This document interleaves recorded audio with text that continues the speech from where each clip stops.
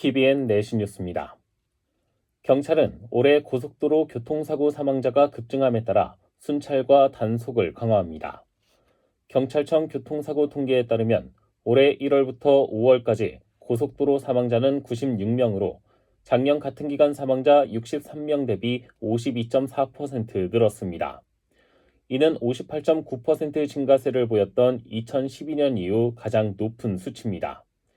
사고 유형을 보면 2차 사고로 인한 사망자가 작년보다 5배 늘었으며 단속 장비가 설치되지 않은 구간에서 발생한 사망자가 전체의 69.8%를 차지했습니다.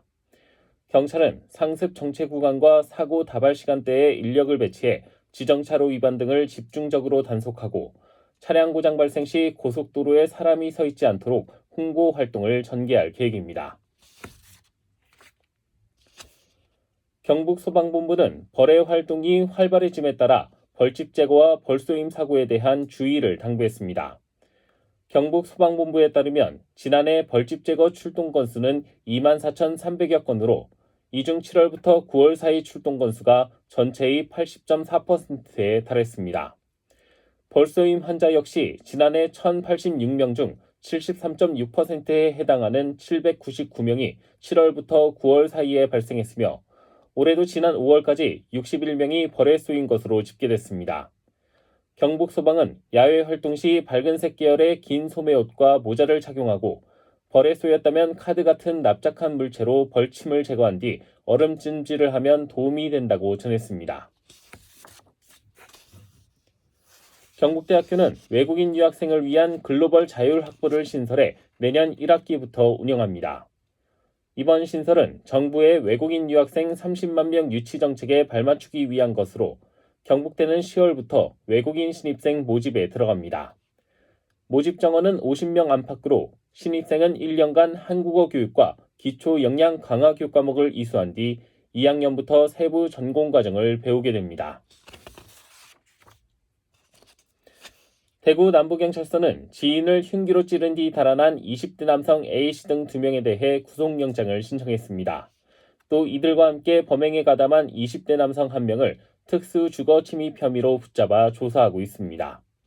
A씨 등은 지난 22일 오전 6시 30분쯤 대구 남구 봉덕동의 한 주택에 들어가 인근 편의점에서 구한 흉기로 20대 남성 B씨를 살해하려 한 혐의를 받고 있습니다.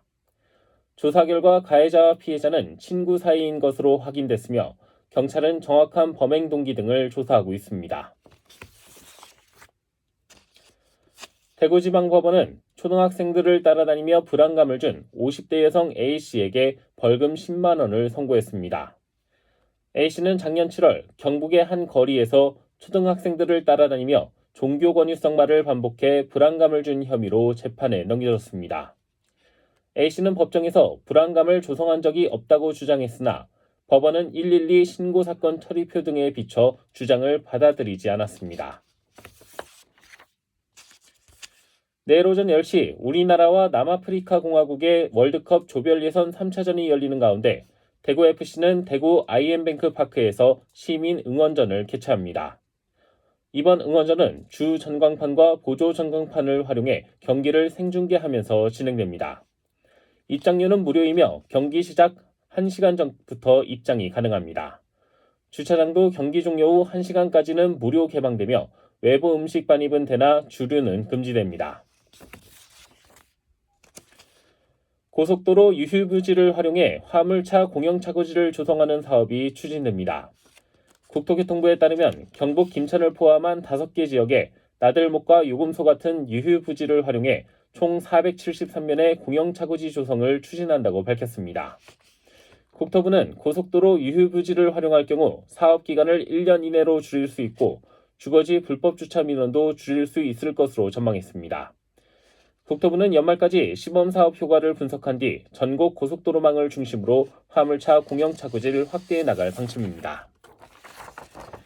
날씨입니다. 대구 경북엔 오늘 밤까지 0.1mm 미만의 빗방울 떨어지는 곳이 있겠습니다. 내일은 대체로 흐린 날씨 속에 오후부터 소나기 내리는 곳이 있겠습니다. 내일 아침 최저기온은 15도에서 19도, 낮 최고기온은 22도에서 26도 분포를 보이겠습니다. 신건입니다. 내신 뉴스를 마칩니다. TVN